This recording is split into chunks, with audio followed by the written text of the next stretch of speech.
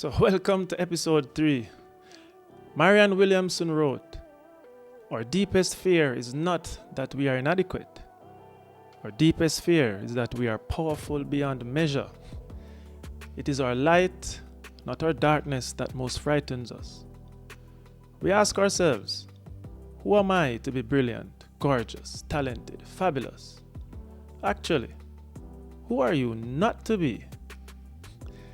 So, you thought today we were going to talk about the obvious fears like being weak, not so good enough, or simply inadequate, but no. That's not why I'm here today. So, let's go a little deeper.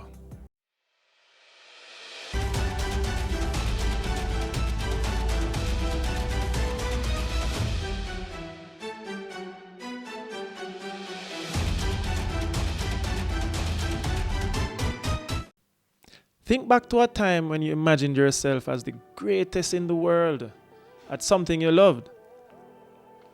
We all imagined ourselves winning at the Olympics and seeing our flag flow high, or as the boss of a large company, or prime minister, or president, lawyer, doctor, Indian chief.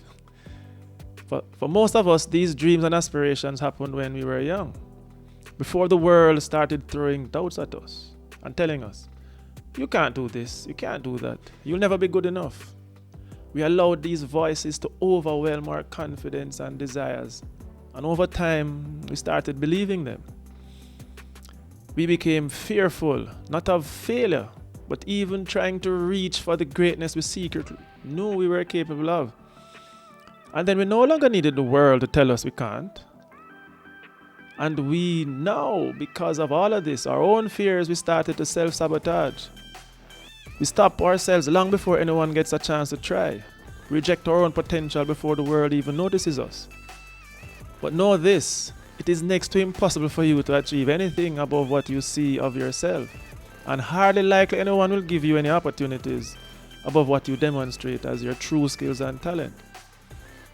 In the workplace, I hear all the time, when I become a supervisor or when I'm promoted, I'll show greatness. Just give me a chance. No, that's not gonna happen. People need to see the evidence of your greatness before they can start to believe.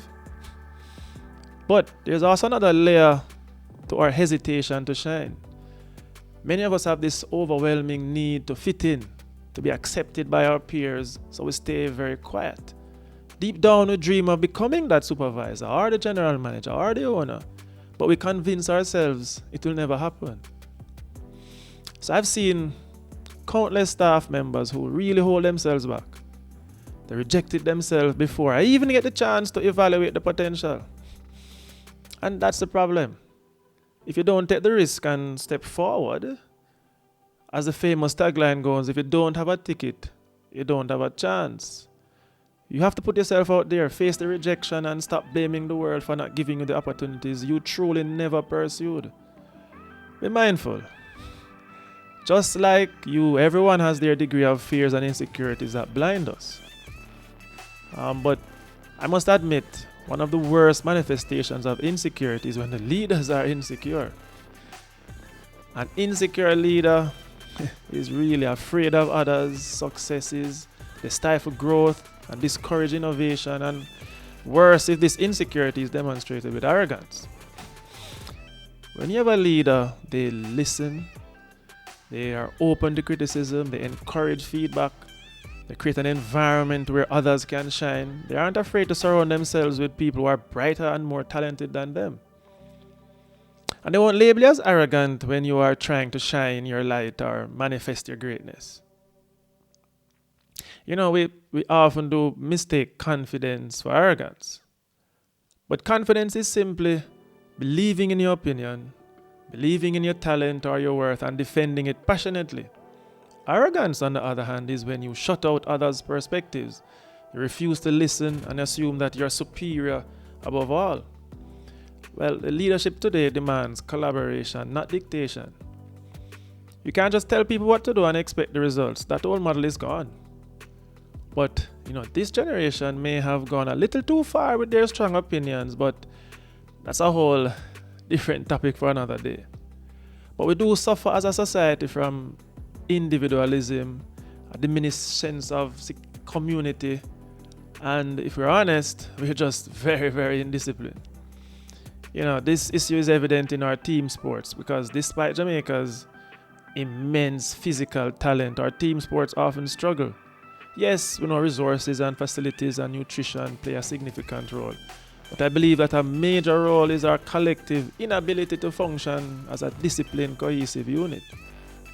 Alright, so now let's address I think an important question. Are you truly capable or are you just delusional? No, so today I'm speaking of the ones who have really put in the work, those who have studied hard, trained rigorously, and have gone above and beyond. To you, I say, what you now need is some courage, right? And courage to be publicly uncomfortable. Courage to embrace the fears of the unknown. Remember, courage isn't the absence of fear. It is the ability to act despite it. This poem really challenges us to embrace like the extraordinary potential within us. One of its most profound lines is, "Your playing small does not serve the world." Many of us are taught to be modest, docile, and to know our place. But what is our place? And who gets to define that? Modesty shouldn't mean hiding your abilities or playing small. Playing small doesn't add value. It limits the full extent of what we can contribute to our families, to our teams, to our communities, to ourselves. Just remember, people are very quick and easy to criticize ambition and greatness. Who are you to say you want to be a legend? But I'm not talking about those who are delusional with no talent, discipline, or work ethic to back up their dreams. I'm talking about those who truly have the ability to inspire and influence others. Those who feel a responsibility to use their gifts in a positive way. Well, we live in a world filled with negative influences, where it's often seen as cool to be bad. But by hiding our gifts, we deprive not only ourselves but all around us who need inspiration. We need to stop sabotaging ourselves and start rising and shining. But guess what? You see, if your light is too bright for those around you, then maybe you're surrounded by too many dull people. But let me be clear. This isn't about considering yourself better than anyone else, which you should never do. It's about becoming the best version of yourself while humbly acknowledging that it's a privilege and a blessing to have talents and the opportunity to show them. So many people don't. If your goal is to elevate yourself above others, then this message isn't for you. This is about trying extraordinary things, removing self-doubt, and refusing to let fear hold you back. It's not about seeking fame or validation in a world driven by likes and subscriptions. Those things may come, but they are byproducts, not the main goal. It is really my opinion that one of our deepest fears is the fear of being powerful beyond measure. To overcome this, though, we must be brave enough to examine our potential. When you do this, you'll become a source of light for others and inspiration to those who need it most.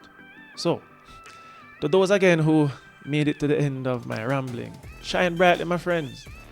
The world is waiting for your light.